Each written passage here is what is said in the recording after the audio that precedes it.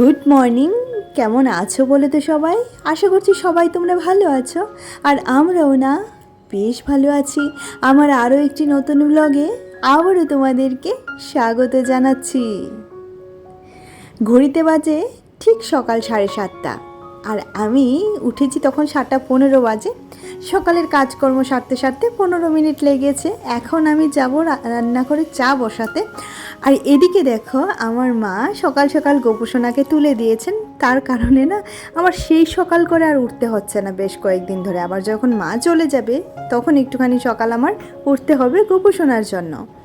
আর এদিকে চা বসিয়ে দিয়েছি। মিটির পাপা চাটা খেয়ে আমাদের গ্রামের বাড়িতে যাবে, সেই কারণে একটুখানি তাড়াতাড়ি করে চাটা করে নিলাম।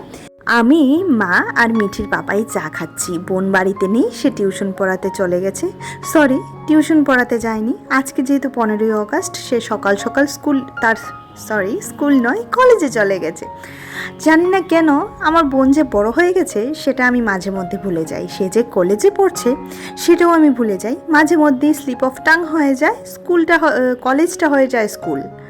তো প্রায় সময় আমি এটাই বলি যে তোর স্কুল নেই আজকে, তখন সে বলে স্কুল কি বলছো, আমার তো কলেজ স্টার্ট হয়ে গেছে। এবং কলেজ প্রায় মাঝামাঝি হয়ে গেছে, 2 বছর হয়ে গেছে সে কলেজে আছে। আর এদিকে দেখো, আমার কিন্তু ভাত ডালও একই সাথে বসানো হয়ে গেছিলো, এবং ভাতও হয়ে গেছে, ডালও হয়ে গেছে। আর ডালে আজকে বেশ কয়েকটা টক কুল দেব। এগুলি সিজনে শুকিয়ে রেখেছিলাম, এখন দিয়ে দিলাম কুলটা। ডালটাকে একটুখানি কাটা দিয়ে কুলটা দিয়ে দিয়েছি, আর বেশ কয়েকটা কাঁচা লঙ্কা দিয়ে এবার ঢাকা চাপা করে রেখে দিয়েছি।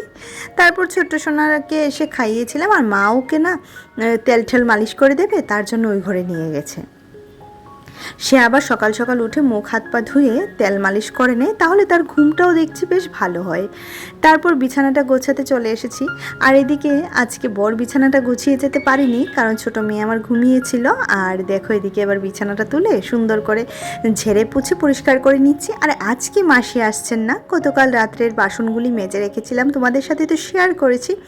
তো শুধু তো বাসন মাজা নয়, ঘর মোছা সমস্ত কিছুই থাকে। তো ভাবলাম একেবারে এগুলি কাজ সেরে নিই, তারপর রান্নাঘরে যাব।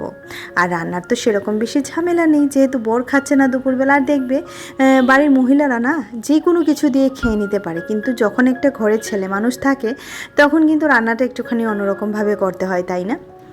আর এদিকে এবার সোফাটাকেও সুন্দর করে গুছিয়ে নিচ্ছি, একদম ঝেড়ে পুছে পরিষ্কার করে নিচ্ছি, কারণ সমস্ত কিছু ঝেড়ে পুছে না পরিষ্কার করতে পারলে না ভালো লাগে না।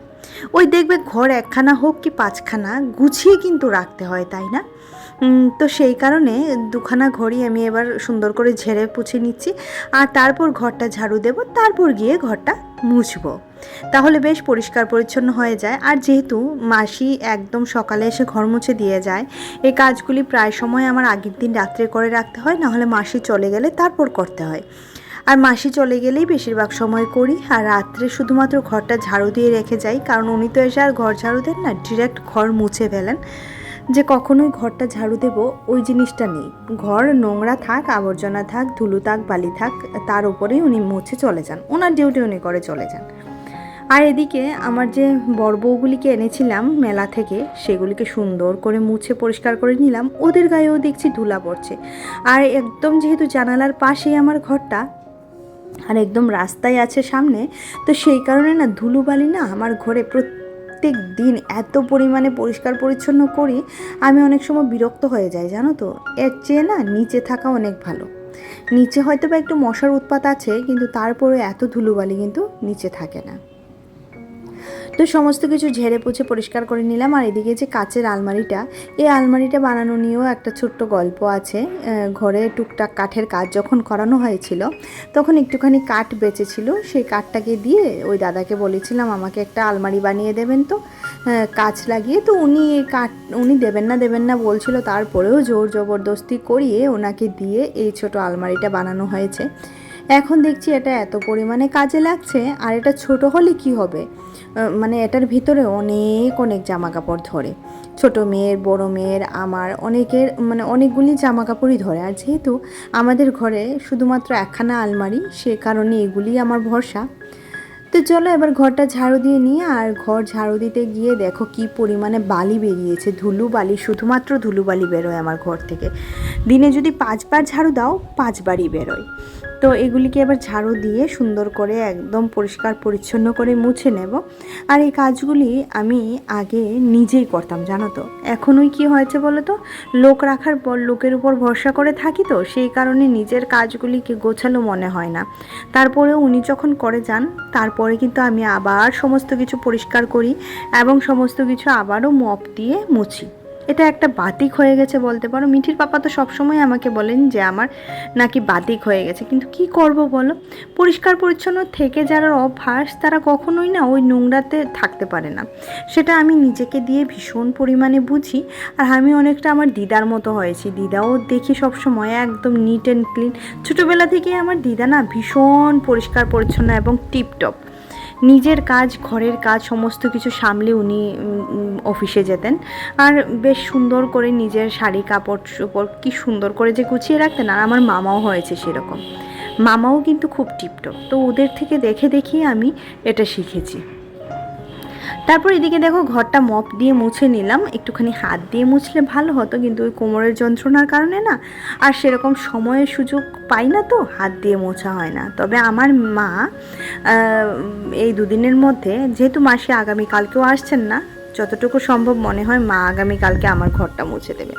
আর মা এত সুন্দর করে ঘর মুছে দেয় যে কি বলি। মা আজকেই বলছিল দে আমি ঘরটা মুছে দিই, কিন্তু ওই যে আমার ভালো লাগে না, জানো তো। আমার মনে হয় আমার মা আমার ঘরে এসে কাজ করবে বা আমার শাশুড়ি মা এসে আমার ঘরে কাজ করবে, সেটা আমার একদমই ভালো লাগে না।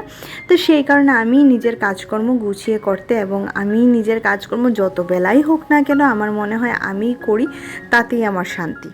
কিন্তু মায়েরা তো নিজের চোখের সামনে দেখে সহ্য করতে পারে না, তাই না? মা কখনোই দেখে এটা সহ্য করতে পারে না যে মেয়ে একা কাজ করছে আর মা বসে আছে।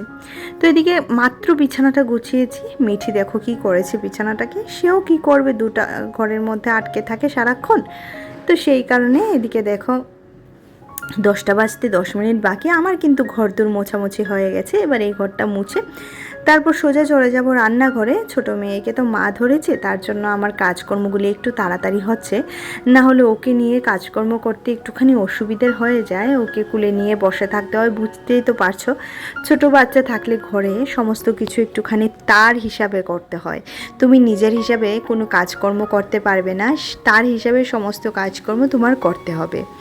আর এদিকে কিন্তু এই ঘরটা সুন্দর করে মুছে নিচ্ছি। খুব ডিটেইলে এই ঘরটা আমি তোমাদের শেয়ার করতে পারছি না, কারণ আমার ছোটো মেয়ে বিছানায় শুয়ে আছে, তো সেই কারণে শেয়ার করতে পারছি না, যেহেতু তাকে এখনও ক্যামেরার সামনে আনা হয়নি। আর যতদিন পারি তাকে ক্যামেরার সামনে না আনারই চেষ্টা করব, কারণ ছোট বাচ্চাদের খুব বেশি ক্যামেরার সামনে আনতে হয় না।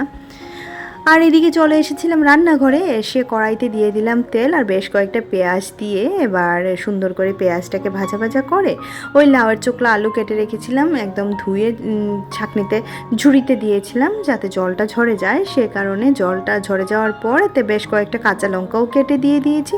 এবার নুন হলুদ দিয়ে এটাকে ভালো করে ভেজে নিচ্ছি। এই ভাজাটা আমার মেয়ে ভীষণ ভীষণ পছন্দ করে। সে তাকে যেরকমভাবেই ভেজে দাও সে ভীষণ পছন্দ করে খেতে। আর এদিকে দেখো আজকে কিন্তু রান্না হয়েছে টকের ডাল আর এই যে ভাজা আর একটা মাছের ঝোল বা ঝাল যেটাই বলো সেটা করব। একটুখানি গামাখা করছি তো, তাই ঝোল বলাটা মনে হয় ঠিক হবে না, ঝালই বলেছি। আর এদিকে আমি স্নান করে পুজো দিয়ে চলে এসেছি। দেখো গোপোষণাকে আজকে সুন্দর করে সাজিয়েছি, এত ভালো লাগছে, এত মিষ্টি লাগছে। আর একদম জানালার পাশে গোপোষণা বসে, তো আর জানালা থেকে এত সুন্দর হাওয়া আসে, গোপোষণার পুরো প্রাণ জুড়িয়ে যায়। আর এদিকে দেখো এদের মানে এই যে ভগবানের জায়গাতে আসলে আমার চির শান্তি, জানো তো, এর মতো শান্তি পৃথিবীর আর কোথাও নেই। আর আজকে ওই ল্যাংচা এনেছিল বর, তো সেটাকে হাফ হাফ করে দিয়েছি সবাইকে। আর এটাই ছিল আজকের ভোগে। তার সাথে তো তুলসীপত্র ভগবানের ভোগে অবশ্যই ছিল। এই মাত্রই পুজো দিয়েছি, তার জন্য প্রদীপটাও জ্বলছে আর ধুনুটাও জ্বলছে। এবার রান্নাঘরে যাব, খাওয়া দাওয়া করব, তারপর এসে এডিটিং করব। বেশ কয়েকদিন হলো ঠিক টাইমে ভিডিওটা আপলোড করতে পারছি না, কারণ নেটওয়ার্কের এত ডিস্টার্ব করছে। তার জন্য খুব সুন্দর করে যে তোমাদের সাথে একদম টাইম ধরে ভিডিওটা শেয়ার করব সেটা আর হয়ে উঠছে না। যাকে তবু কথা দিয়েছিলাম যে প্রতিদিন কোনো বিশেষ কারণ ছাড়া প্রতিদিন আমি ভিডিও আপলোড করব। তো সেই কারণে একদম প্রতিদিনই ভিডিও আপলোড করার চেষ্টা করি। আর আমার কিন্তু খাওয়া দাওয়া হয়ে গেছে, এটা ঠিক সন্ধ্যের সময়। গুড ইভিনিং সবাইকে। সন্ধে এখন ঠিক বাজে 6:30 কি 6:45 হবে, হ্যাঁ 7:30 বেজে গেছে, সরি আমি টাইমটা এই মুহূর্তে দেখলাম, বাজে 7:30। আর আমি রান্নাঘরে চলে এসেছি। আর রান্নাঘরে এসে আজকে বানাবো এই যে লাচ্ছা। আর এই লাচ্ছাটা খেতে আমার এত ভালো লাগে, বেশ 2 দিনের দুধ জমিয়ে তারপর লাচ্ছাটা বানিয়েছি। আর এই লাচ্ছাটা মিঠিও ভালোবাসে, আমিও ভালোবাসি। কিন্তু আমার ছোটো মেয়ে হওয়ার আগে আমার বেশ ইচ্ছে ছিল লাচ্ছা খাওয়ার, কিন্তু কোথাও সেরকমভাবে মিঠির পাপা খুঁজে পায়নি। তো সেদিন যখন বাড়ি গিয়েছিলাম, সে হঠাৎ করে দোকানে দেখতে পায়, মানে আমাদের বাড়িতে, আমার বাবার বাড়িতে একটা দোকানে দেখতে পায় যে লাচ্ছা। তখন সে 2 প্যাকেট আমার জন্য নিয়ে এসেছে। আর আমি তো ভীষণ খুশি হয়ে গেছি। আর তোমরা বলতে পারো যে কোনো ধরনের কাজু বাদাম কিশমিশ না দিয়ে তুমি লাচ্ছাটা বানালে। হ্যাঁ গো, আমাদের ঘরে এরকমভাবেই খায়, কাজু বাদাম কিশমিশ দিলে বরঞ্চ মিঠি এবং ওর পাপা বিরক্ত হয়ে যায়। তো সেই কারণে আমি সব কিছুই দিই না, নর্মালি বানানোর চেষ্টা করি। এবং তেজপাতাটাও সে ভীষণ অপছন্দ করে। এবং এলাচ দারচিনি, এলাচ তো দেখতেই পারে না, এলাচ একটুখানি পায়েসে দিলে ভালো হয়, কিন্তু সে এলাচ দিলে তার নাকি মুখে পড়ে। তো সে কারণে কিছুই দিতে পারি না, ওই শুধুমাত্র দুধ দিয়েই বানিয়েছি, বেশ ভালো হয়েছে। আর এবার ওদের 2 বোনের কথা একবার শোন।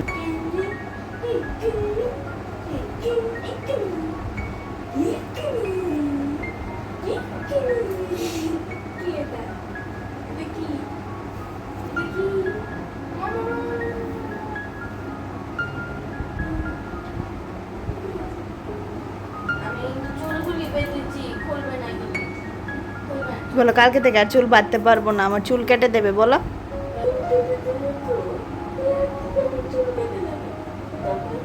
তোমার মতো হয়ে যাব বল।